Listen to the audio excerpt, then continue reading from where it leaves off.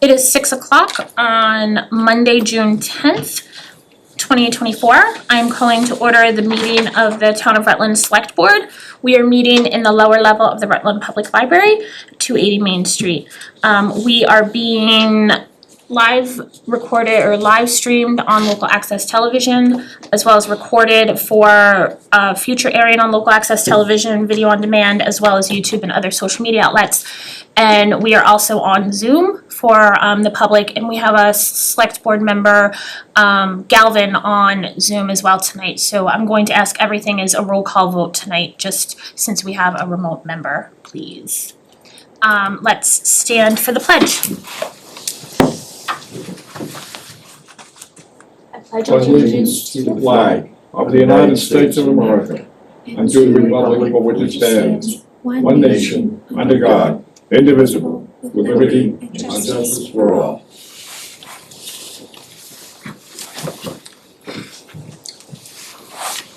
Moving right in. Tom, can you hear us okay? Yes, I can. I can hear you. I can't see you for some reason, but I can hear you. Okay. I will move into the minutes, treasury warrant and payroll. We have approval of treasury warrant 24-25 and payroll 24-PW25. Is there a motion to approve? Make a motion to approve treasury warrant 24-25 and payroll 24-PW25. We have a motion, is there a second? Second motion. I'll second it. Any comments, questions, concerns? Hearing none, roll call. Harry? Second, aye. Mattson, aye. Ledger I. Galvin, aye. Whitman, aye. We have approval of the meeting minutes from our last regular scheduled meeting, which was May 28th. That was the Tuesday after Memorial Day. I believe all members were present. Tamika, thank you for typing them up. Taking them and typing them up, I should say. Is there any conversation? I would entertain a motion to approve. Motion to approve meeting minutes for May 28th, 2024. As presented. Is there a second? Second motion. Motion and a second. Any conversation? Roll call. Harry? Second, aye. Mattson, aye. Ledger I. Galvin, aye. Whitman, aye. Thank you. I don't see anyone here for public comment. I will offer an opportunity for anyone who would like to have public comment to do so. I don't think we have anyone on Zoom, and it's a quiet audience tonight. Okay, then hearing no wants for public comment, I will move into member comments, announcements, and the town administrator update. I think we have a lot of updates. There's been a lot of high school graduations. College graduations were mostly in May, I believe. High school graduations, Bay Path, Wachusett, St. John's, and Notre Dame are the big ones that we have community members attend, but for all of them, I believe most, if not all of the schools have graduated. So congratulations to all those high school seniors who graduated, and best of luck on your next journey, whether it's continuing education, whether it's going out into the workforce, or whether it's just taking time to figure stuff out. It's not an easy time. So congratulations, good luck. We have a number of things coming up. This week on Saturday the 15th is the opening day of the pool back at Memorial Field from, I believe the hours are 11 a.m. to 7 p.m. We have the first concert on the Common is this Friday. Sorry, I'm a little out of order. It begins at 6 p.m. on the Town Common. There'll be food trucks and I believe the alcohol vendor is all set, the beverage vendor is all set as well. We have the 4th of July activities are coming up. The list of events, the schedule of events has been published. It's on the town website as well as social media. I haven't looked. Are there paper copies out already? Yes, as of today. Okay, Yep, perfect. they're available in town hall. So there's paper copies available. To go along with that, the Fire Brigade's fundraiser Chicken Barbecue is on Friday, July 3rd. They sell tickets in advance. Those tickets are for sale already at Rutland Pharmacy, Rutland Marketplace, or at www.rutlandfirebrigade.org. If you know any fire brigade members, they can also assist you in those. Our veterans agent, Karen Greenwood, is still looking for names for the honor roll on the Veterans Memorial on Town Common. There's more information available on the town website to see if it's something that you or loved ones may be eligible for. The deadline for applications is July 1st. The last day of school for Wachusett and actually Bay Path is June 18th. That's next Tuesday. I believe it's a half day, so please be mindful as you're out and about this last week with the school buses, but then that last half day and going into the summer, that the kids are gonna be home and around. Rutland Recreation Summer Camp starts on June 24th. Town offices will be closed next week, Wednesday, June 19th, in observance of Juneteenth. And all of these updates are on the the website and the town calendar, so I apologize for kind of skipping around a little bit, but that's where we are. Please keep an eye out for the ribbon cutting for our 2 new businesses in town, Maple Ave Diner, which is opening where Heavy Evie's was, and Coffee Lands, which will be opening in the Safeway, Center Tree Market Plaza. And I wanted to say thank you to the Historical Society as well as the Sons of the Union for the Civil War gravesite dedication for Hugh Cook at Goose Hill Cemetery on Charnock Hill on Saturday afternoon. It was a nice day. There were sprinkles for the ceremony, which was actually kind of perfect. And then there was conversation back at the Woodhouse with some of the Sons of the Union. And if you have any information about Civil War and even Revolutionary War family or members of town, please reach out to the Historical Society. The Sons of the Union are looking to do more dedications. And I believe that's it, Tamika. Yeah, may I mention one more Sure. thing that I learned about today? The Friends of the Council on Aging are looking for volunteers to help with the pancake breakfast, which is held every year on the 4th of July morning from 8 to 11. So they're looking for volunteers to help shop for ingredients, set up, cook that day, and then get everything cleaned up. So if anybody is interested, you can call the Council on Aging. The phone number's on the website, or they have sign-up sheets at the community center on Glenwood Road. I just Awesome. wanted to share that. Thank you, I appreciate that. I was actually, I know the select board is usually generally invited to serve.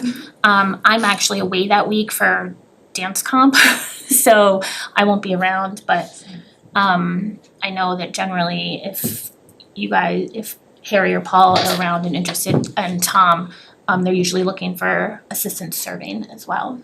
So thank you, Tamika, for that. Oh, you're welcome. I believe at our next meeting, we will be doing the board and commission appointments for the opening. So if anyone is still interested in learning for opportunities on ways to become involved in town, we're still seeking interested parties. And even if it's not for this year, it's just still an opportunity to get your name in potentially for next year, or if an opening were to come available throughout the year or something. So please, just because we have that on an upcoming agenda, don't feel like you can't continue to show interest.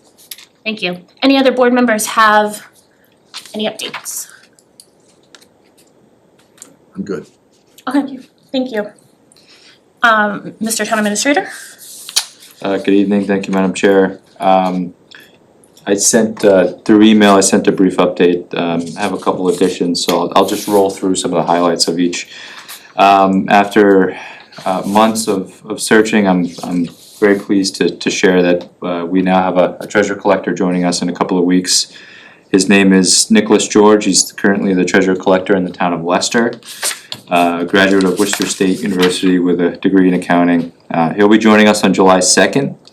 I'm very pleased with this round of interviews. We had some very qualified applicants for the treasurer collector's position. All the finalists were current treasurer collectors or assistant treasurer collectors in their respective communities. Nick, I think will be a good fit for the finance team. He also had an opportunity to interview and meet with the finance team as well as staff in the treasurer collector's office.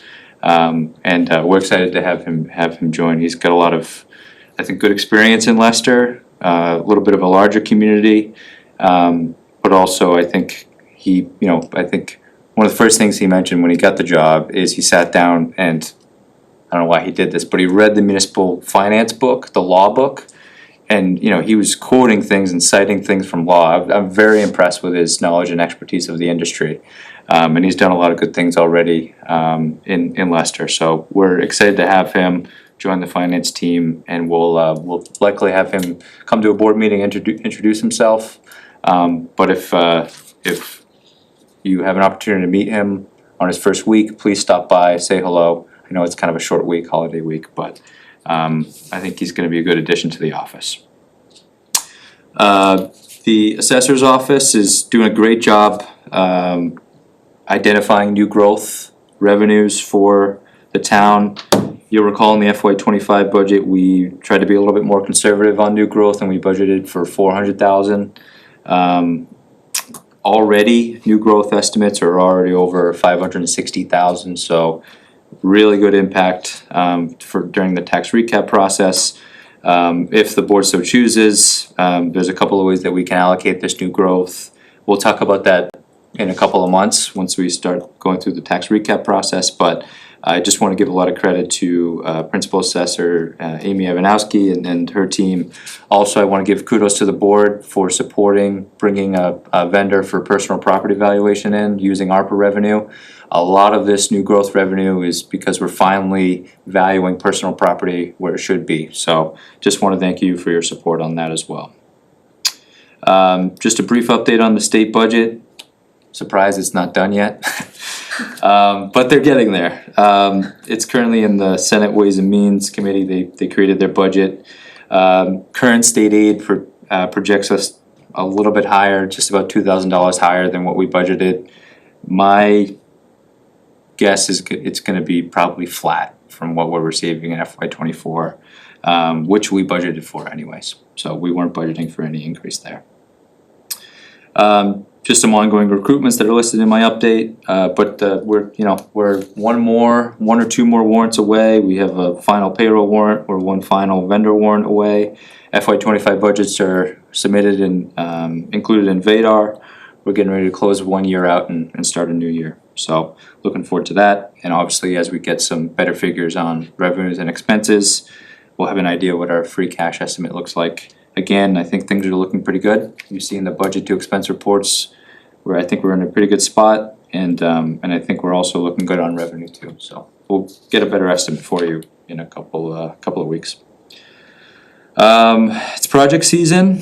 A lot of things going on. You may have noticed in the parking lot. Actually, some people are having a hard time parking right now because we're starting. The contractor selected for the public safety facility and library project started today. Dropped off their equipment last week, and they already tore apart one of the parapets on the roof.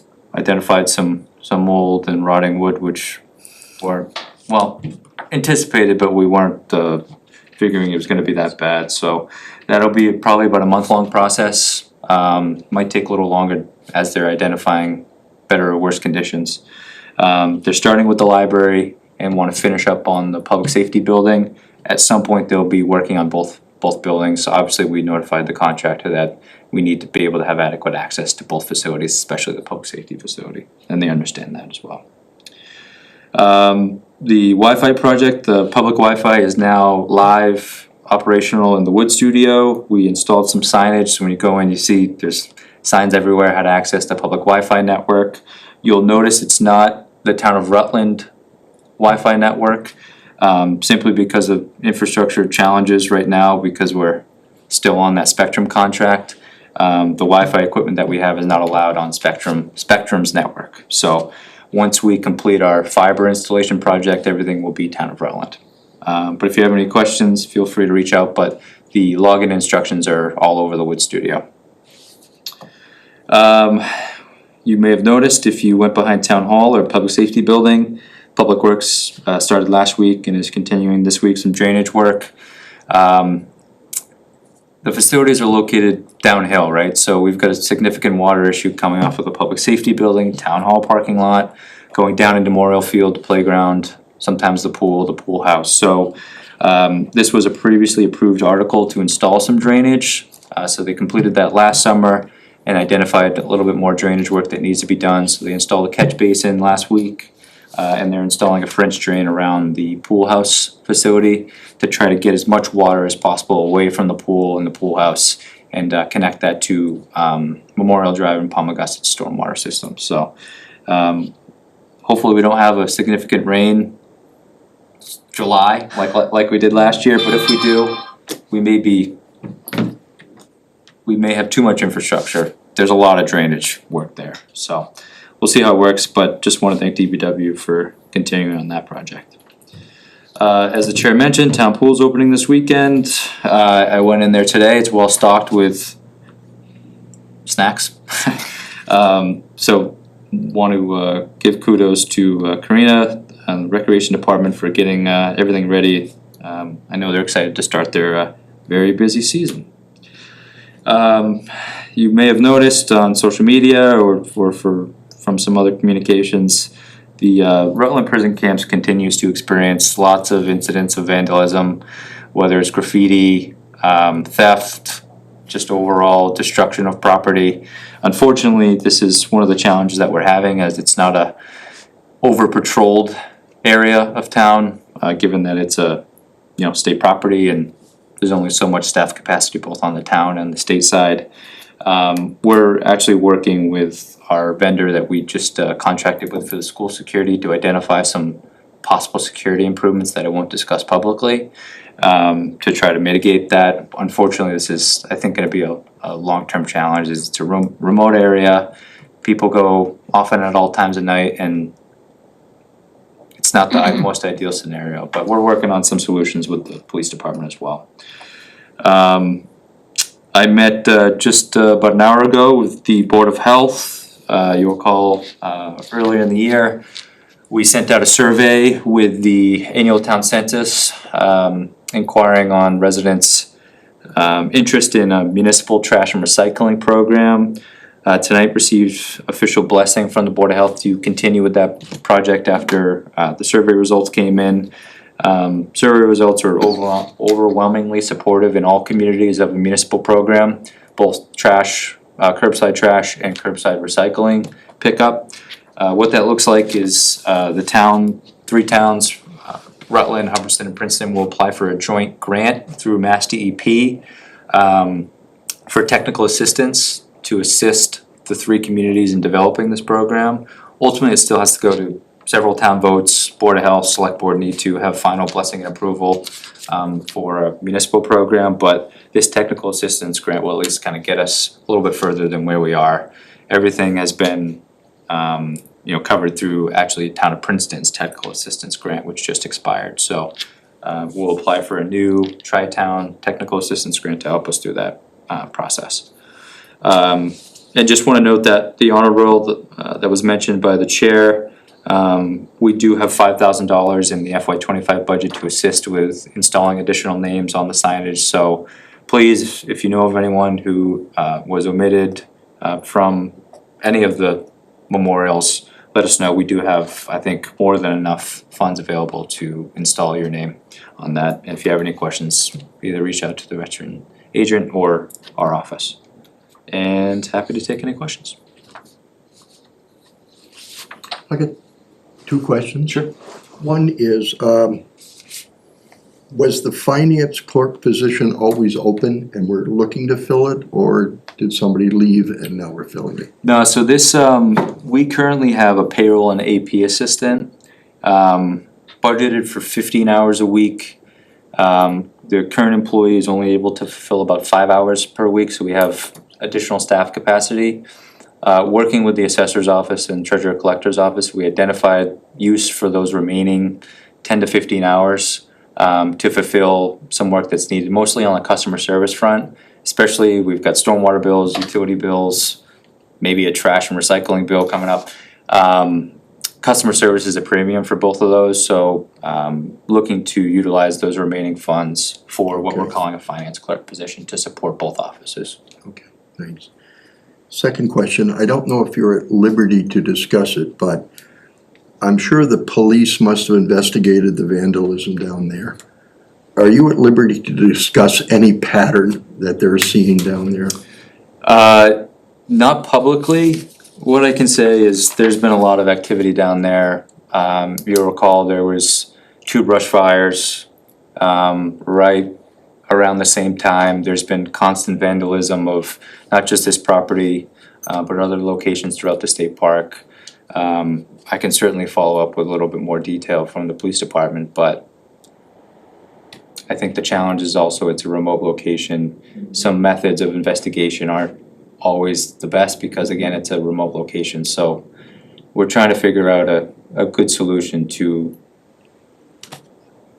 an area of town that doesn't receive a lot of law enforcement attention. I'll just say that. I mean, from my experience, this seems to be a problem now. It was never this bad. That we had all this kind of, maybe I'm wrong, that we've had all this kind of vandalism down there, and maybe Jen can We answer have. to that. Yeah, it's been, the DCR has constantly been fixing all the graffiti on a lot of the existing structures that are there. They paint over, they just don't have the staff to do it all the time, so they'll paint and they'll fix anything that's obscene or anything like that that really shouldn't be there. And some of it is also, the Historical Commission's been putting up some signs, informational signs, which have also been vandalized. We just put up gates to keep people out of the structures because we wanna keep them, we wanna keep the history, and that's kind of our compromise with DCR is to keep people out of the structures for safety. And we just got word that one of those literally just within the last month installed gates has already been vandalized, and it's, So would you say that today compared to say 3 years ago, it's the same I would say, or worse? there's more there now that we've implemented the gates and the signs, so I don't know if that's egging kids on or whoever it may be, that there's something there, they wanna get in, so they're gonna try a little bit harder and, but I think there's always been an issue up there as far as I know. Yeah, so I think to Member Ledger's point, I think they've always been active. Yeah. There's just more stuff that they can, Okay, I'm gonna use the word play with Yeah, to be respectful. okay.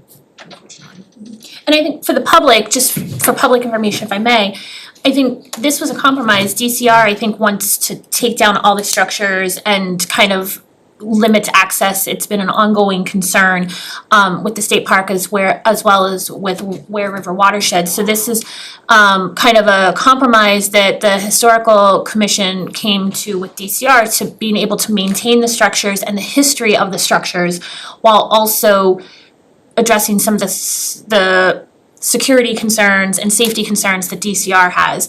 And so for the public, we're not doing it to try to be jerks about it. We're doing it because we wanna be able to maintain that history. And provide an avenue for people to learn about the history and see the history. And so that's why it's been done. But I think since I've been in town, there's often fires or attempted fires down in there, and everything. So I think it just is a matter of weather conditions, how far it goes or whatever, to address that piece. But I wanted to just put out for the public that it's not us trying to restrict everything. We're trying to work with DCR to maintain as much as we can, because we as a town think it's very important, that's a really important piece of history, and we don't wanna see it just. So our best we can do is try to encourage the town to keep their eyes open. And just let us know what's going on. It's their property, it's our money, it's their money that we're taking to protect it. We should be doing, I wouldn't say more, but it seems to be there's a special group that's looking to do this kind of stuff in terms of vandalizing and things. I mean, I can't imagine they're coming in from Pittsfield. So, that's kind of my idea. If I Yeah. may, in the discussions with DCR about any, you said you were talking about the security install at the schools and what we could do, is that something that who's gonna foot the bill if we do anything? I know it's DCR property, but is it, or is that to be determined? What? I wanna be respectful, I would likely, it's likely gonna be a town expense. Very similar to, though it was a state grant, we end up spending a lot more staff time on, the signage and the fence installation, so, we haven't had a discussion about who's gonna pay for it, but I would be surprised if, It comes our way. Would encourage advocacy at the state level to have, a state grant or something, at least fund some of it. Because I think to the conversation, DCR, I think would just be as happy to just and do then, away with so all of it, I, so. again, I don't wanna get into specifics, but it may be prudent for us to foot the bill anyways with the type of Yeah. security improvements that we're looking and that we think will make sense down there. I think I'm trying to be really cautious about this, cause No, it's but that's, security. I mean, Understood, Let's just say the stuff that we're looking at, I think will be helpful down there and other places in town as well.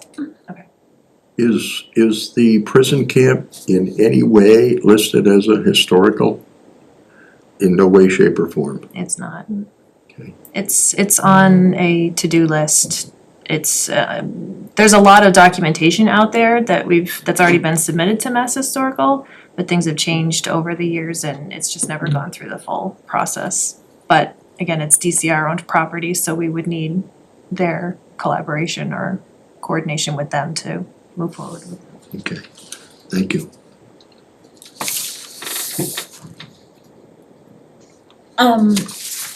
I just wanted to say thank you to kind of addressing that drainage work on Memorial around the buildings from Main Street down to Memorial, because I think over the summer when you and I and Karina were up trying to figure out what was going on, it was amazing how much not just water but debris was coming down into the pool area and everything. So thank you, and thank DPW for kind of taking that on and trying to see after a very, very wet summer last year where some of the issues still are and trying to keep that going. It's a natural way to refill the pool. We just have to pick out all the mud though. Anyone, Tom, do you have anything? If you do, please interject. I don't wanna keep pestering you, but feel free to interject. I will, thank you. Okay. Thank you, Austin. Anyone else have questions for town administrator? Moving into old business, we have the alteration of premises for Schultz Farm. I believe we have the communication from KP Law. There was a recent change in Mass General Law, which is allowing outdoor alcoholic beverage service to be solely at the discretion of the local licensing authority, which is the select board. So I believe in April, we had approved the alteration to the outdoor premises for Schultz Farm. I believe Dick was here and Yvonne was on Zoom. And then that application was supposed to go back to the state, to the ABCC for their final approval, and then we would get the license to sign once all of that happened. With this law update in MGL, it no longer needs to go through ABCC, so our approval from the 16th is still good, and we just now are able to sign directly the license, and they don't need ABCC approval. Is that a correct recap? That is correct, you did a great job. So the application had gone to the ABCC back after the board initially approved it. once they found out that the new legislation had passed, Yvonne reached out to the ABCC to request to withdraw their application, and I was CC'd on the response that they confirmed receipt of the withdrawal. So the license that you'll find before you tonight has been revised to include all of the outdoor spaces that they had listed in their ABCC application, so that it's all inclusive on the license, and it's still, will expire at the end of the calendar year and have to be renewed as it usually is. And I think that must be in the Yes, to be it's in your signed signature form. folder, Okay. yeah. Question? Sure. The last statement. Importantly, authority to sell such beverage accompanying a food order for off-premises consumption is provided by statute and does not require the approval of the local licensing authority. Under what situation would that come into play? So that actually came into play back during COVID when the restaurants were shut down for business, and a lot of them were offering takeout only, and they were temporarily allowed by the state to offer to-go alcoholic beverages. And so we've not really, that ended after COVID. Now there's new legislation that says restaurants can begin to offer that again. So technically, any restaurant that has an on-premise retail license is now allowed to sell that, to leave the premises, so long as it's ordered with food. And it doesn't have to come through a licensing authority? No. Okay. For that piece, yeah, there was two pieces of the update to MGL, the Yep, there's piece. two different pieces. Yeah, the piece I think, Harry, that you're talking about is the mixed drinks accompanying takeout food orders, which Right. was, and then the piece that applies to Schultz Farm is the outdoor alcoholic beverage service. Saying that any alterations to outdoor service no longer needs to go local licensing authority, ABC, back to the local licensing for a signature. It just goes local licensing approval, pending approval, then signature at the local licensing. And so just to confirm, that is only for alteration of outdoor premises. If an establishment wants to alter the inside of their facility, that does still have to go through the ABCC. So if you'll notice in the guidance that we got from KP Law, they recommend that the board establish a policy for situations such as this. And so I've created a draft application essentially based off of the one that the ABCC was using, and I'm going to be bringing it back to the board and also seeking your guidance on setting a fee, because I think it's still prudent to hold it as a public hearing so that abutters are notified, so essentially following the same process, just not having to then send it to the ABCC. So that'll be coming back to you guys, so we have something documented for when this comes up. Does this in any way alter or alcohol or trucks that are selling liquor or beer and wine? Does this No, affect that in any way? no, Okay. Nope. So that still falls under our purview? correct, Under the board's purview? yes.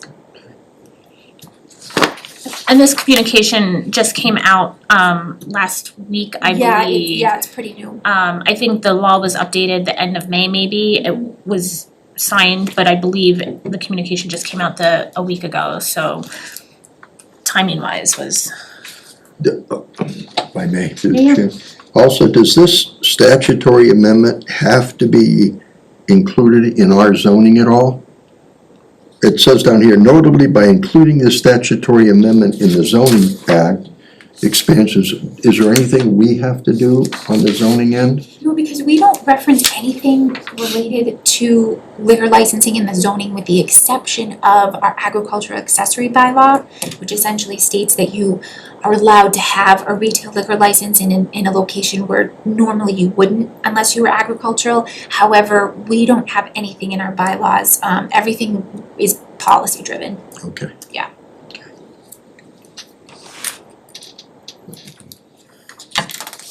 So I would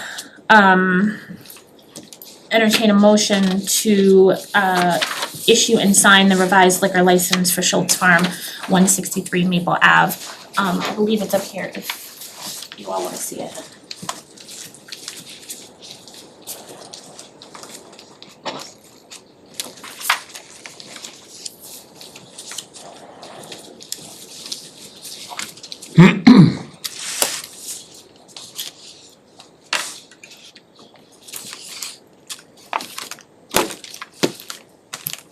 So,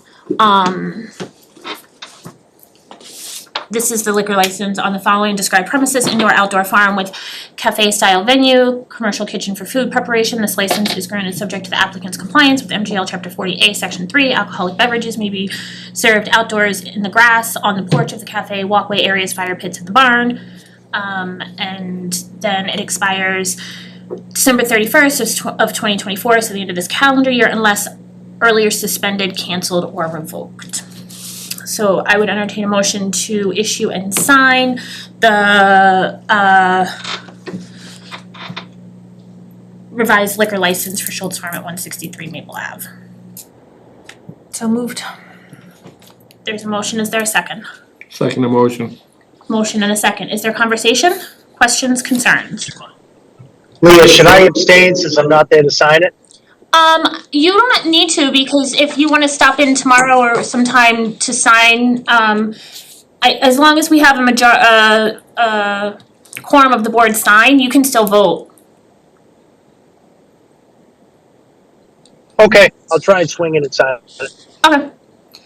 So we have a motion and a second, roll call, Harry? Second, aye? Mattson, aye. Ledger I. Tom? Galvin, aye. Whitman, aye. Thank you. And thanks to Vaughn and Dick for kind of the help with all of that, also going back and forth, I appreciate it. And thank you, Tamika. I know it's a lot to keep going. We have a request from Recreation to increase the fiscal year 24 spending limit for their revolving fund.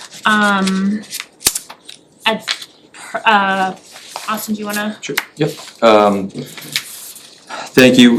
So the Recreation Director and Town Accountant reached out due to some higher than anticipated expenses for FY '24, which include the need to replace the pool pump for the main pool.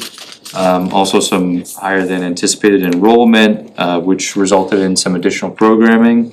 The Recreation Revolving Fund is in need of approximately $27,000 spending limit increase. You'll recall, because this is a revolving fund, through Mass General Law, Chapter 44, Section 53.5, the legislative body is not required to approve this spending increase. It actually goes just to the Select Board and Finance Committee for your approval.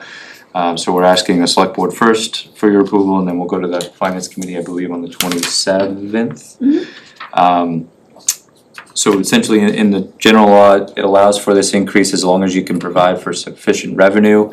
You'll notice at the bottom of the memo from the Recreation Director, FY '24 total revenue to date is just over 279,000. The requested increase brings this to 268,000, just over that. So there's plenty of revenue to support this increase, and we still have, a couple weeks to go for revenue. So the rec revolving fund will be in a pretty good spot. So just respectfully asking for your consideration of this request. May I ask just? Yep. This may be a stupid question, but if the, just trying to look at this, if the fiscal year total to date is 279. Yep. The 27,000 requested increase is getting to that cap of where it is now? No, so the spending cap that was approved at town meeting set the spending cap at 241,000, so that's just below the requested increase.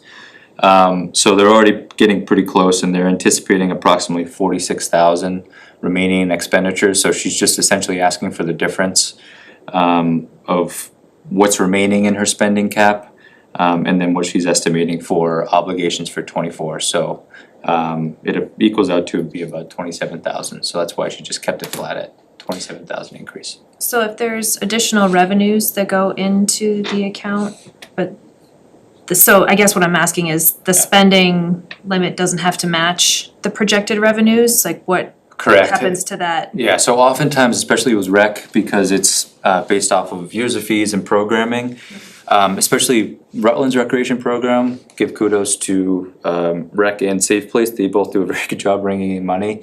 Those revenues stay in that revolving fund to be used for future years' programs or any other expenditures. Okay. So I think it's been a long time since the rec revolving fund has ever had a deficit, if ever. And that, I think is a lot of credit to the programs and good management on their behalf. So they still go through and they'll do their projections with what they want for the fiscal year. It may or may not equal what we end up getting as far as revenues for that. Yeah. Okay. Yeah, so the town meeting, the only thing town meeting does is just set a spending cap. But we have to prove to DOR that there's gonna be sufficient revenue anyways. Okay. But there's no revenue that's required to be approved at town meeting. Okay. And Jen, I believe in FY '25, they increased it to 260,000. Yeah, I remember it being a little bit more. They may have to increase again, especially as enrollment is, boosting, more and more people are interested, so thankfully, general law provides for a procedure such as this for the Board and Finance Committee to approve it. Question? The rec department and the events that they sponsor, is it just for Rutland, or are there people from outside of Rutland that can come and join as well? Is it open to the general public? Yeah, so the Okay. pool is a great example of a program open to the general public. I think some other, I think Rutland takes priority, but like for the basketball program, for example, I think they partner with neighboring communities on like the basketball, and I think there's a pickleball program, things like that, so. But challenge, I think, with the facilities now is limited space, so I think there's often a wait list for programs as well. So and I look at revenue expense and not so much what the town approves for them.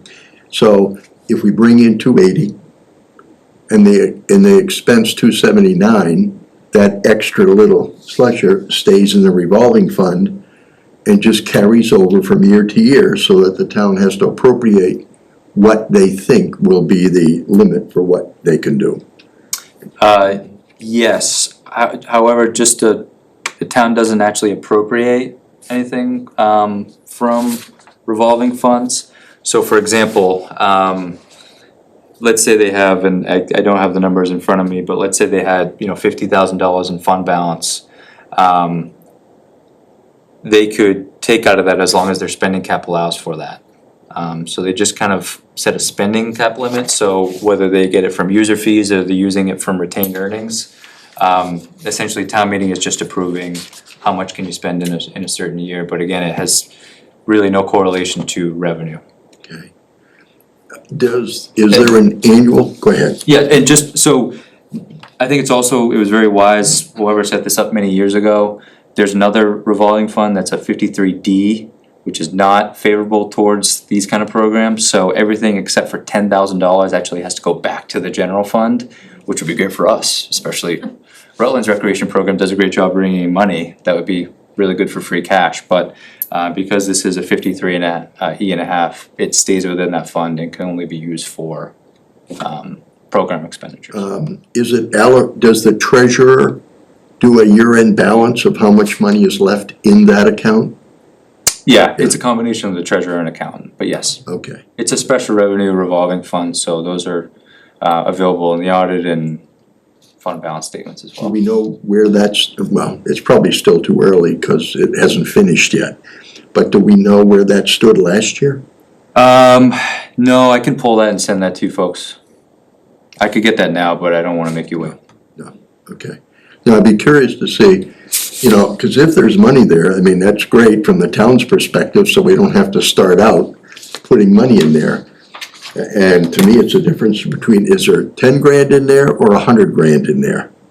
That's kind of where I wanna see. Right. Okay. So recreation revolving has a fund balance of $166,000. Recreation Safe Place has a fund balance of $164,000. And by the end of the year, that balance doesn't change much? Correct, because they're bringing in more than enough revenue to support the proposed expenditures, so if anything, they're adding to fund balance every year.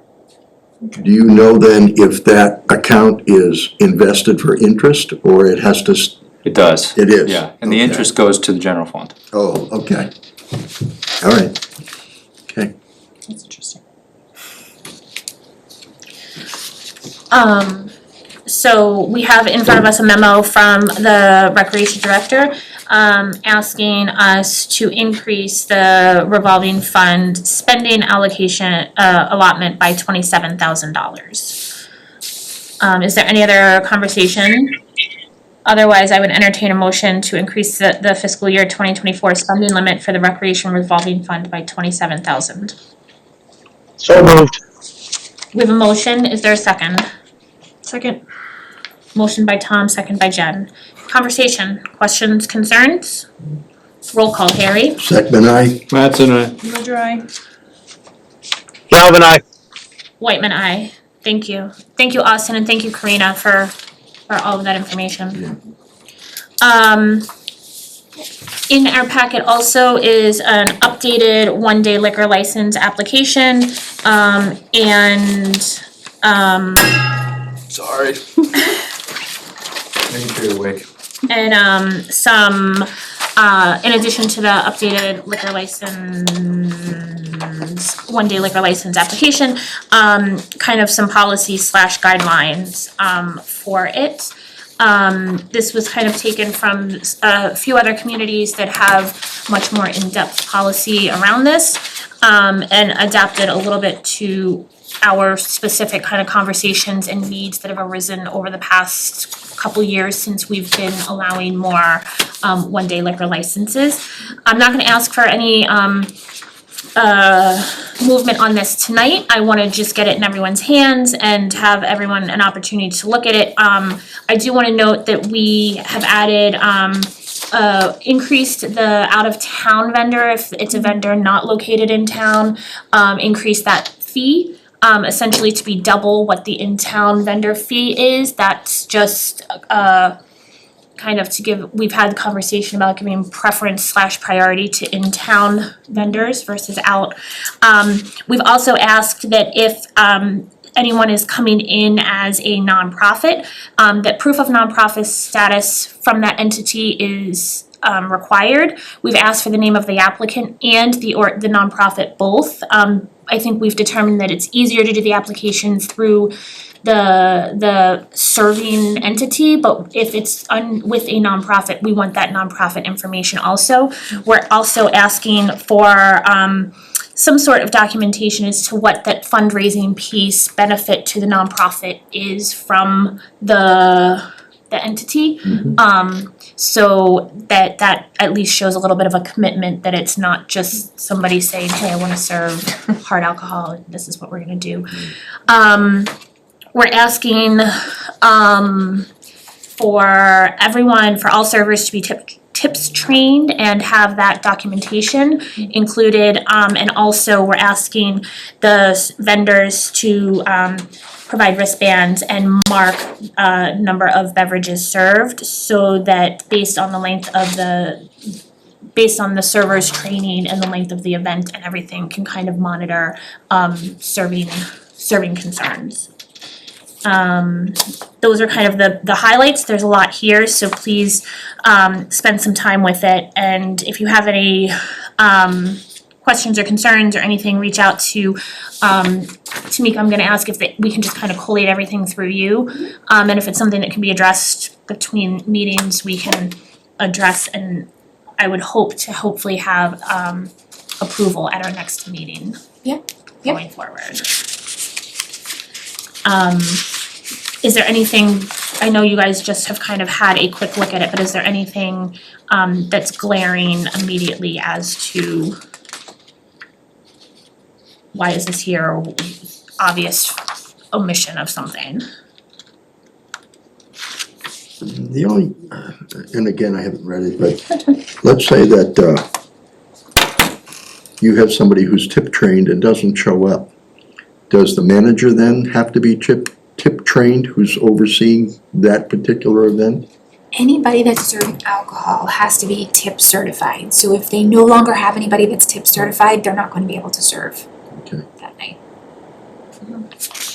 And if it's not explicit, we can make that explicit. I can add that at the end. that No, I'm states just curious, that. I mean, I'm sure it's covered, but I was just. Yeah, no, absolutely.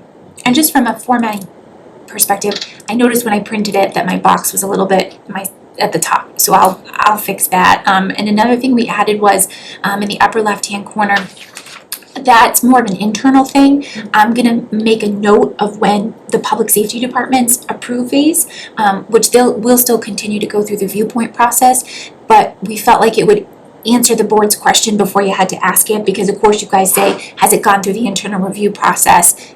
Those are the two departments it goes to, so you'll know, yes, it was approved and this is the date that it was approved by them.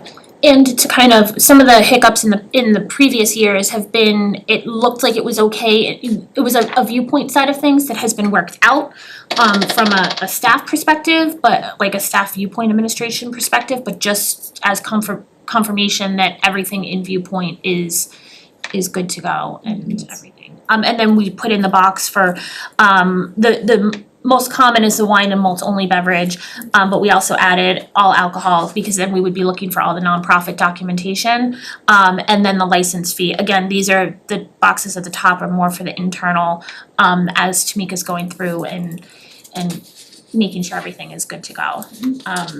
And we are also very explicit on the insurance requirements, and we made it a requirement that they must carry liquor liability insurance, which was requested by, recommended by our insurance carrier.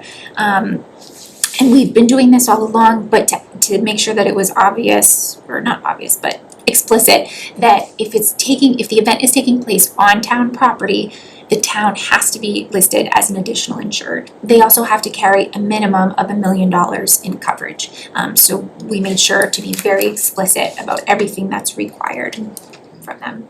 So they'll know upfront, whether or not they're ready to move forward with applying for an application. Very nice job, Tamika. I Thank you. think It was a it's step collaborative in- effort. It wasn't just It's a step me, in the but- right direction It is, for what we're doing here, yeah. absolutely.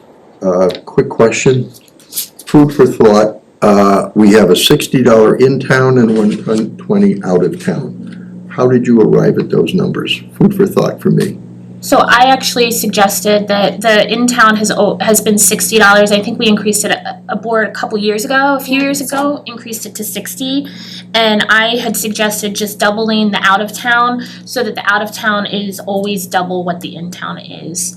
And it was somewhat arbitrary and somewhat based on the conversation from the board at the last meeting, kind of giving preference and priority to in-town vendors. And that was, Yeah, I guess my question is, we don't have a lot of out-of-town vendors that come, we have a couple. Right. Who constantly show up here.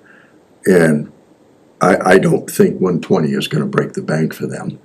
So I was just curious as to how you arrived at that. yeah. And I think it comes up more often, Harry, like, we're not having it this year, but in the years when we've had, the food truck festival, we've had a lot of out of town vendors that have come, to those types of events. And so I think it'd probably have to be like a much bigger event for you to see a lot more of the out of town folks. Yeah, okay. Okay, and this is specifically for alcohol? Correct. This isn't for a standard food truck or No, anything? only alcohol. Okay, And this is all kind of policy, the application and policy kind of put together as one. Because it's policy and application, we as a board and any future board can always amend it much more easily than a bylaw form. So some of it was a way to set fees that were easily to set and easy to adjust, because I don't think we historically have been great about adjusting fees in a timely manner, and so rather than having a whole bunch of fees, just having it kind of automatic. And my intention is that once the board approves the final application and policy, I'm going to send it out to some of our most frequent folks who apply for these, so that they will be aware of it ahead of time, so when the next time they go to apply, they're not gonna be like, oh my gosh, I didn't know. We don't wanna blindside them. We Right. want them to know the changes that are coming. I noticed on here the guidelines, we do have guidelines, but are they fractured now? Do they know what they have to do, where this becomes right up front in your face? So I would say some of them know what to do just because they've been doing it for so long. We just kind of vibe and we know what we have to do. But it's not very clearly spelled out. So right now we have a checklist, but it's not explicit. So it says like must provide a certificate of insurance, but it doesn't specify the limitations on that. And we had always in the past made tip certification optional. So we would ask if they were tip certified, but we never went so far as to say it's required and you have to provide proof of that. So this just takes everything a little, like a step further. And we've talked about kind of ways to track number of beverages served, but this explicitly is asking that there's wristbands and marking the number of beverages per customer and everything. So kind of laying that out a little bit more. Is there, go ahead, I Jim. was gonna say to that point, any way we can, and this is totally trivial, but change that guidelines to something more like policies, because guidelines to me suggests more not necessarily hard and Sure. fast. Yeah, absolutely. Like there's potential wiggle room for it, so if there's something, a way that we can, whatever we come up with, policies or whatever, that just states, these Yeah. are the rules. There is Definitely. no, sorry, trivial. but- No, I was sitting here thinking the same thing, and I think Yeah. you and I went back and forth on it a little bit also, and it was one of those that I didn't. Yeah, I think it was one of those where we took it from another community when we were kind of pulling all the pieces in, but I think it's a great suggestion. Absolutely. Other than the number of drink limits for driving under the influence, is there a limit that has come across, you've thought about, that the number of drinks that can be served to an individual? So that is something that Leah and I talked about, and initially we were going to set a drink limit, but then we realized that depending on the event, it could be a span of an 8-hour day if you're talking about a 4th of July event, or a 3-hour event if you're talking about, you know, a concert on the Common. So in this case, because we're requiring that the servers be tip certified, they should be trained in knowing when somebody should not be served any longer. And so we thought by taking the step of having the wristbands and marking it, that would then hold those servers accountable to say, and then if somebody is overserved and God forbid something happens, at least we can go back to the vendor and say, this was the responsibility of the vendor, obviously things didn't go as planned, and maybe there's something that comes from that. And I think the vendors need to be mindful, and I think that's part of the tip certified servers is that we know historically people aren't only drinking from one vendor. Yeah. And so they need to be mindful of not only the number of drinks marked, but also behavior and social cues and everything also, which is a piece of that tip certification that the servers go through. So that was another piece of our kind of conversation back and forth. So, Excuse me, Leah, through the chair. Yeah. So I don't have the agenda in front of me. Is there anything else we're voting on tonight or anything? Because I gotta sign off. Nope, the final thing, if I may, Tom, is we'll be talking about the kind of goal setting for both the select board and the town administrator. And I think the conversation would probably be whether we do that at a regular meeting or look to do it at a off night, kind of how we did last year, you know, a more informal working meeting, dinner and stuff here. Okay. But that would be the only thing. We're not voting on anything else. Okay. I'm gonna, good night then. I'll talk to you guys later. All right, thanks, Tom, I appreciate Hi, it. Tom. so, if I may, so you have 3 vendors at the event. Each vendor's gonna have their own bracelet. We're not gonna have a master bracelet so they can track how many. I think that they would have one bracelet and whomever they go to first gets puts the bracelet on, and then each vendor is responsible for marking however many drinks they serve on that person. That was my question, okay, so one bracelet can easily track, okay. I mean, I think it can kind of go however the vendors, if the vendors feel more comfortable putting a different color on everybody, but that's a little bit to the, it's more just being mindful of how many they're being served and also how they're behaving. Yeah, I mean, you can have 3 bracelets, but Right. when you got 27 people lined up for drinks, and you're trying to count the number, Right. one bracelet's easy to Right. do, that's why I asked. Right, yep. Okay, So like I said, I'm not gonna ask for any Okay. action on this tonight, but I just wanted to kind of thank Tamika and Austin for going back and forth with, me on it. and everything, and, you know, give it a once over, twice over, and if you have anything glaring, send it to Shamika, and hopefully we can have a good conversation and approve a final at our next meeting, is my hope. Sounds good to me. Thank you. And then our last agenda item is which I kind of alluded to with Tom, is our fiscal year 2025 select board and TA goal setting. Just I wanted to kind of get a sense from the board what you wanted the process and schedule to look like. Last year we did it as a special, like an off Monday night meeting. I don't remember. I feel like it was a Wednesday or Thursday night, but I don't remember. And it was solely for select board goals. The town administrator was new, and so we didn't do town administrator specific goals. This year, having a formal review process complete with the town administrator, and a year with the town administrator and everything. And looking towards department head and staff goal setting as well. I would like to do goal setting for both the town administrator as well as the select board and keep those goals kind of separate. Obviously, select board goals cannot be obtained without the help of Tamika and Austin as well as all staff. But also be mindful that those goals should not be the driver of a administrator's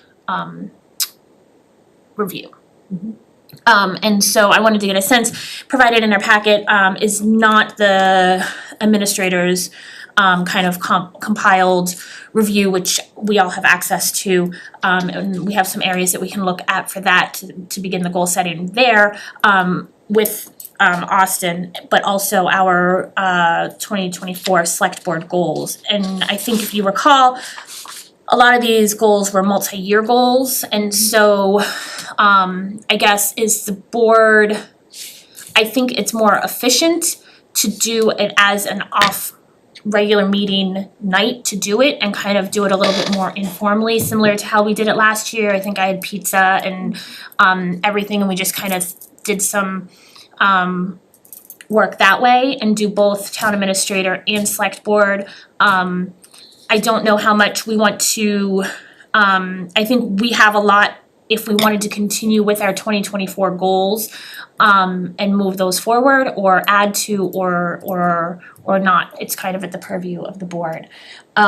So if the board is amenable to an off night meeting, kind of what days of the week or day of the week, and I think we had done it in June last year just so that we could start the fiscal year with a new set of goals. So if we wanted to stick, and I don't know, Austin or Tamika, your availability, if we wanted to stick on a Monday, next Monday, the 17th, is the next off meeting. I think in the past we had done a Thursday night. I would do it in July. Yeah, Give some time for members to think about it. And then you can have a goal setting retreat. Yep. That would be my recommendation, respectfully. yeah, that's, no, that's totally fine. Or August. I'm mindful of kind of the first week of July being out because I think at least two of us are not in town, and also it being the 4th, and I'm sure everybody has family commitments and everything.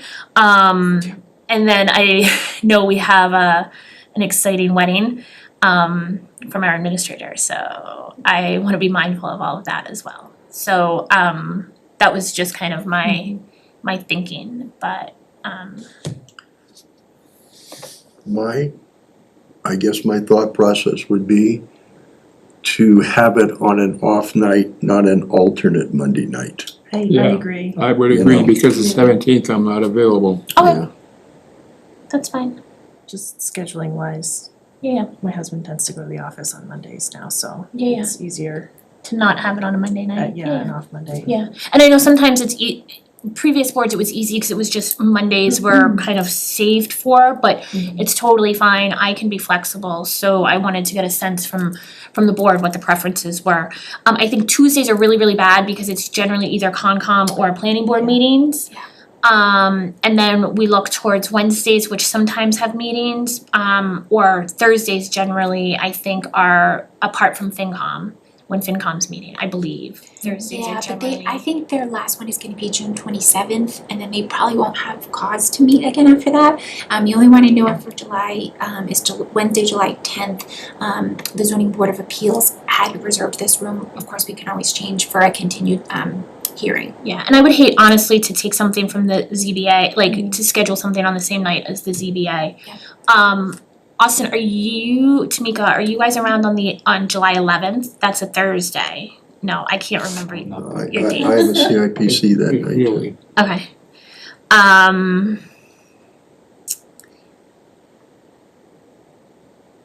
So if we're looking at Wednesdays or Thursdays in July, then we would be looking at the 17th or 18th or 24th, 25th.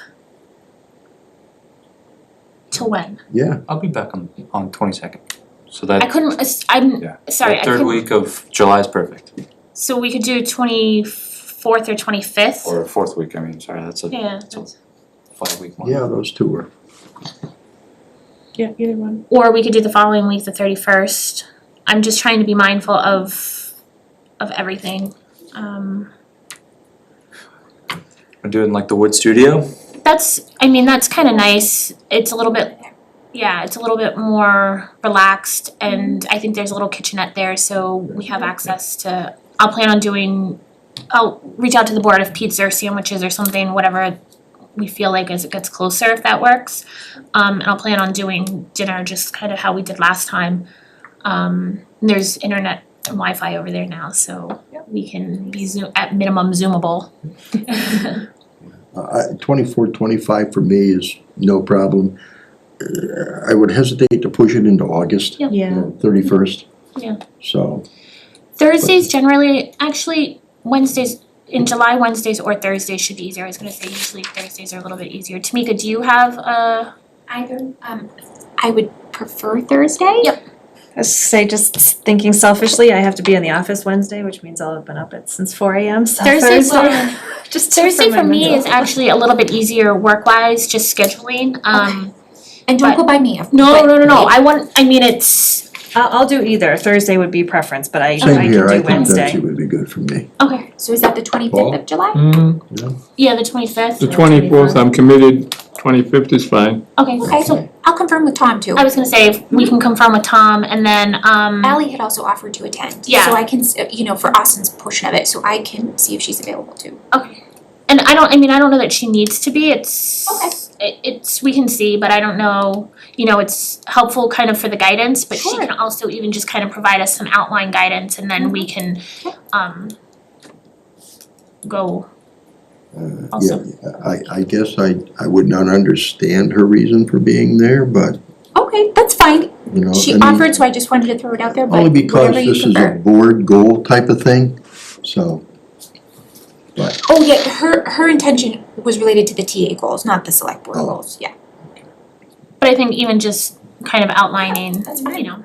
And because I know she's working on outlining kind of the process and procedure for department heads and staff. And so if the board has something to model, make sure that we're not totally in left field from where she's thinking department heads and everything. So, yep. So we'll say Thursday, July 25th. Is 6 p.m. okay for everyone? Yep. Okay, 6 p.m. And like I said, as we get closer, I'll finalize everyone's desires for dinner. If that works. are you looking at kind of saying, here's what we wanted, here's where we are, and here's where we want to be in terms of timeline? Like, just to develop use for remaining ARPA and town warrant article funds. Okay, that was a goal. We did it. Is there anything left to do on that as the next procedure going forward? I don't know how this is gonna work. Yeah. That's why it is. No, and I think that that's a good question. I think I had asked that our 2024 select board goals be included just to show kind of where we were a year ago. Okay. Where the board was a year ago, and that a lot of these are in my mind kind of a multi-year goal, and see if there's still interest from the board to continue prioritizing those and adding in if we wanna deprioritize some, if there's interest to go a different direction. And I think when Austin, I think did most of the collating of these goals last year, kind of did short-term outcome and long-term outcome. And you can see some of the long-term outcomes are kind of by the end of the year, meaning kind of now-ish, but a lot of them were much, much longer. And kind of if there's pieces that we can break down to still obtain that in the next, let's say 1 to 3 years, what is this 1 year piece that we are really hoping to What's the new short-term? work towards? And I'm amenable to kind of looking at priorities and everything also. Yeah, I mean, again, being the second year of doing this, you know, how do we get rid of stuff, reprioritize and move forward? Yep. That's all. Yeah. And I think a good point of discussion during the session and certainly now is, you know, do you like this format? Do you like the short and long term? I think there was a lot of goals that came from that goal setting session, so it only made sense to try to compile these in a way where, you know, we weren't writing a book of goals. You know, some communities just have short term, you know, 8 short-term goals, things that they'll accomplish within the next few months or this year, and then long-term, larger projects. For example, you know, bring to annual town meeting, propose funding for the municipal services facility. That's a long-term, bigger goal, right? So you can be as very specific as possible, where these are a little bit more vague and not necessarily measurable in some respects. So that's probably also a good opportunity to think about over the next couple of weeks of what you want your goals to look like. This was just a format that I think we came up with that tried to tie in all the things that you guys put together last year. And I think last year there were 3 brand new members to the select board, and neither Tom nor I have been on for a terribly long amount of time. Tom's first term is in his first term as well, so kind of now everybody's been on for a year and we have a sense as to kind of how the past year went as far as goals and prioritizing and everything, and so we can do that. And like I said, I do wanna provide intentional, specific and ample time to work with the administrator to do the town administrator specific goals and objectives for this upcoming year, for this year as well. So. Okay. Is Austin, are you going to provide any thoughts as far as what goals you may want to include or have for yourself? Yeah, so I don't know if the intent is to do also my goals on the same night. I'd be happy to provide some thoughts on the past year in terms of goals that I think related well, but also some ideas that I have for the next year. Obviously, my priorities are a little bit different than the select board in terms of you're thinking big picture and policy, and I wanna make sure that the organization runs well on a day-to-day basis, so you know, I'll be thinking about staff and some other operational changes as well, so. But yeah, I can certainly provide in a memo format to all of you some of my thoughts. I always like to see, just to have that as context when we're having discussions, just where's that connection of what you'd like to see and what you feel needs to be attainable for the year versus. And I think also to tie in a little bit to our goals and objectives, how we can support you and staff to get where you want to be, where we want you to be, where we want town to be. So I want it to be clear, separate sets of goals, but also realize that there's going to have to be a lot of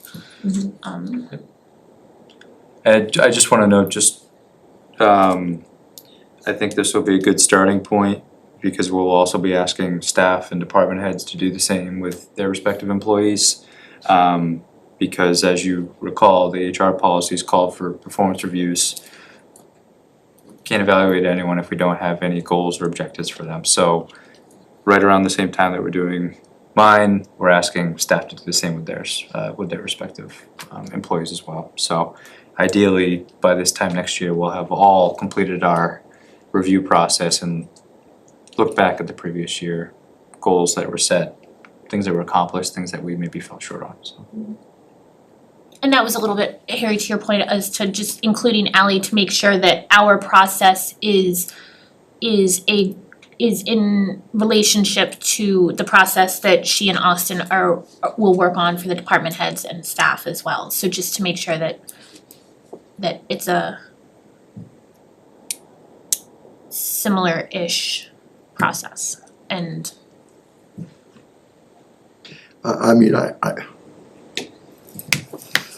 I'm a CIPC guy, so I kind of bring that to the meeting a little bit. And when we do our CIPC, we say, okay, we have it out 5 years. In 2025, what's gonna be here? In 2026, what's gonna be here? 2027? I guess I'm kind of looking at that and saying, if we're doing these goals, lay them out in more of a black and white that says, if we wanna do this, this is gonna be the year we're gonna do it. Regardless of who's on the board, this is the thing we're gonna do, and it's gonna be done at a certain point in time. That's kind of, I guess, what I'm looking for. And I don't disagree, and I think also we have to be mindful that we can't set goals for future boards. So we can, No. and that we can lay out, you know, a lot has been kind of multi-year. And so we can say that this is the plan, but there's no power that we have now as a board to ensure that future boards will follow that out for the next 3 to 5 years, if Right. that, you know. And I understand that, but my consideration is that at least in future boards, you have a track record for them of what your process is. Yep. They can change, just like in CIP, if this thing doesn't fit this year to recommend it, it doesn't fit. So you move on. Yep. But at least it's something that gives a time frame that's out there. Yeah, and Harry, I agree, and I like this format that was done. I would really like to, whether it's at that meeting that we go through and do that, or if it's Austin, because I know you implemented a lot of these as well. I would love to see some sort of status update. Like, these are the goals, these are the 2024 goals of the select board. This is where we're at with the short term, this is where we still feel we have more to do. And then kind of take that as part of the meeting to say, all right, do we continue with this goal? Do we feel like it's, you know, worth, like, the one that we have on here for creating the Town Employee of the Year award? We've done that, and we've started that process. So do we, hopefully that's going to continue year after year. Is that a necessary goal, short-term or long-term, that we should still be on here? So kind of using where we're at status-wise, one, again, for transparency for the residents to say, this is what we set ourselves to do, this is what we did, this is what we accomplished, maybe see where we fell down. You know, can we do a little bit more with assigning a little bit more parameters if we think it's important? And then updating or adding on to this for the 2025, and have some place, if it warrants it, on the website that we can say, here's our goals and here's what we did for this year and this is where we ended. I like to be able to see that connection of, this is what we set our sights to do, this is how much we did or didn't do, and if we didn't do what we said we wanted to, why? Can we have? And to both of your points, I think if we can be in the habit of publishing them on the website and doing that accountability piece, that then shows the residents kind of, Harry, a little bit to your point, the long-term plan of where this board at least is looking to go. And it's not, it's generally not anything in left field, so it's document to the public that this is kind of the trajectory of where the next steps are. Obviously, it's at the whim of the currently seated board, but also there's an overarching communication out to the public that this is what's going on, and these are the steps that have been happening over the past year, 2 years, 3 years to continue that movement. Leah, if I may, so if for anybody that's listening, the select board goals and objectives from last year, Austin had posted them right when you guys had finished. So if anybody's looking, they are right on the landing page for the select board. And then as you guys, you know, if you move forward with documenting your progress, and, you know, we can make sure that that goes out to residents, that they know that it's there, they know where to find it. so like you said, you can have that level of transparency with them. That would be great. Okay, Does that seem like is everybody comfortable with that kind of process for this upcoming year? Goal setting and for both the TA as well as the board? I don't know if I'm comfortable, I don't know if I have to be comfortable. I know that this is a process we have to go through. Yeah. You know, it's not a question for me of comfort, it's like, this is what we have to do. So, Harry, what if we all do hands in the middle and say, go team? Will that help? go team. Okay, so we'll do that plan for Thursday, July 25th at 6 p.m. in the Wood Studio. And we'll confirm with Tom as well as everyone's And calendar. everybody bring your ideas. Yeah, yeah. And feel free, Sleeping bag. hopefully not. And if you have ideas, seriously jot them down or send them along to Tamika and or Austin, especially for select board, just or even me, Tamika and I, to just make sure that nobody's forgetting anything. But we'll talk about everything at that meeting. Yeah, I'm just gonna say one comment, and that is, I'm the type of individual that likes to start from ground zero. We're gonna look at everything and say, do we really want this on our list again? Start from there. If it isn't, we get rid of it and we start on something else. You know, every year, we try to maintain some goals, which we know are gonna go forward, long-range goals, but some of the short-term goals may not be appropriate now. It's been a year. Right. I agree. What Jen was saying, Yeah, you yeah. know, so. I kind of agree, Harry. I wouldn't mind, like you said, starting out and going through this list to say, where did we land and do we think this is still Right. a 2025 goal? So I And mean, then add on. Tamika, maybe you and I can go through and kind of update and send out kind of the office's thoughts. Austin, if you have a chance also to provide input on kind of where we landed on this here to go out. And it would still be a conversation piece. It's not like by any means but this is just Just kind of, documents it. right, Yeah. document it as a starting place. Does that work? That's good. Is there any other business to come before the board? Oh, I do have a question. Sure. I had talked to Tamika about the individual who climbed Mount Everest. Yes. Is there any progress on that? Do we know anything yet? I've not had any luck. Did I miss something? What? Is it? There was a 19-year-old gentleman from Rutland who self-raised funds and he hiked Mount Everest. Really? Yes, and our intention was we wanted to reach out to the family in the hopes of possibly having some sort of public ceremony to recognize him. But we've had challenges finding out how to contact him or his family. And I don't know, I know Leah was trying to use her connections and I've not had any luck yet either. Yeah, so I know he's done, like the TNG and stuff have talked to him, so Yeah. my next step was gonna be to reach out through his YouTube channel. Yeah. That's how he raised I think he raised 120,000 through his YouTube channel to climb. We were thinking after the July 4th stuff, after the craziness, but we wanted to make sure that he wanted that and that his family wanted that, and then we wanted to be able to coordinate with them before we made it a public, announcement type of thing. But yeah, we've just had a hard time tracking him down, so that's a good idea I though. just find, the reason I ask, I find it amazing, there are guys who are in their 20s, early 30s who have been practicing mountain climbing for their life. And this guy's 19 and he does it. Yeah. You know, just incredible. Absolutely.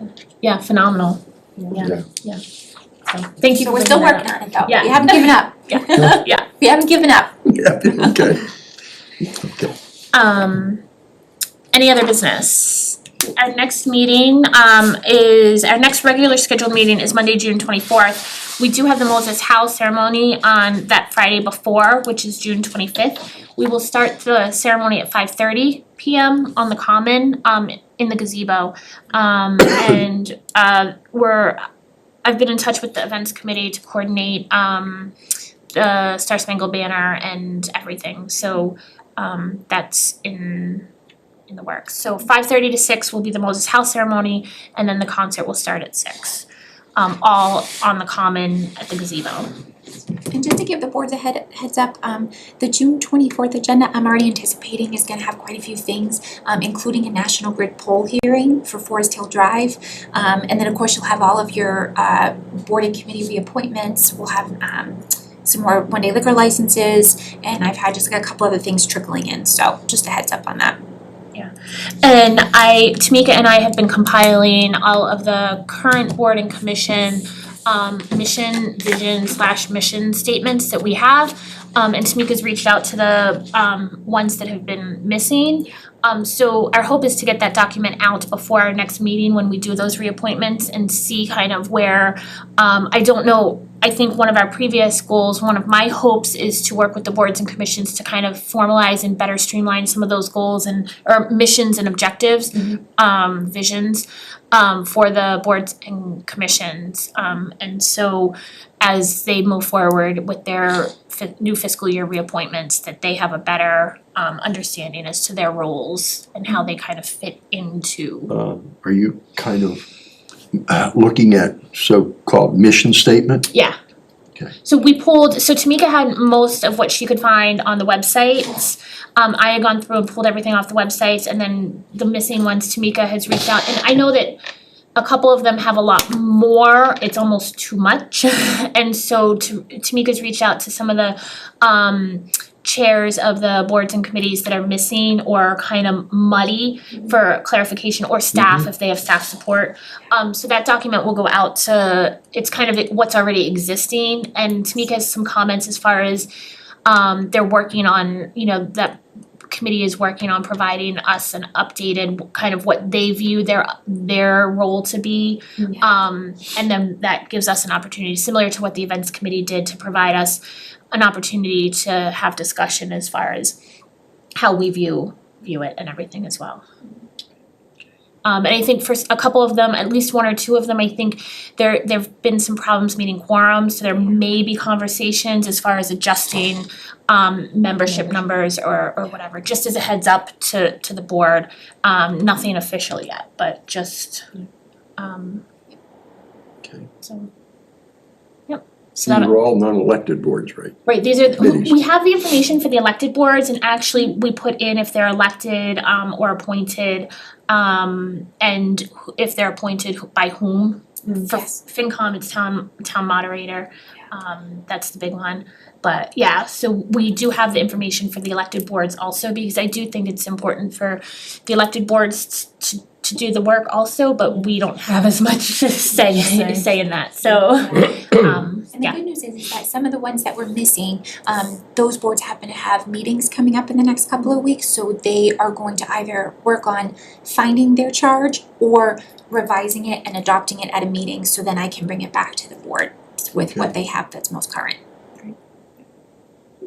So this has not been an ongoing problem, but it has been a concern for the fact that we haven't been able to get people on committees, because we don't know what the committees are doing. We don't know their mission statements, we don't know any of that stuff, so hopefully that will clarify it. And with the new website, most of it is on the website, but there's a few that have kind of, it exists somewhere, but nobody seems to know where, or Yeah, Or- that's been the and- response I've pretty much gotten, is like, we have one, I Right, and I said think somewhere. the ongoing conversation that I know we hear about is like RDIC and EDC and kind of those two separations and everything. So for those kind of conversations, and at least it provides us an opportunity to see what we have, and then if the board is amenable to kind of with our goals and objectives, kind of working on streamlining the appointed boards and commissions. It'll be interesting to see how they all tie together, what their charge, what their mission statements are overall. So our, like I said, June 21st, Friday night is our Moses Howell Award Ceremony. And then June 24th is our next scheduled meeting. July 8th and July 22nd are our scheduled meetings in July. And I'll add the July 25th one to our next agenda. Okay, Anything else? Hearing none, I would take a motion to adjourn. So moved. Is there a second? Second. We'll give it to Harry It this was a time. tie, I know, yeah, Harry hasn't done it yet. Roll call, Harry. Second, aye. Matt's and I. Ledger I. Whitman, I. We are adjourned at 7:29 PM. Thank you.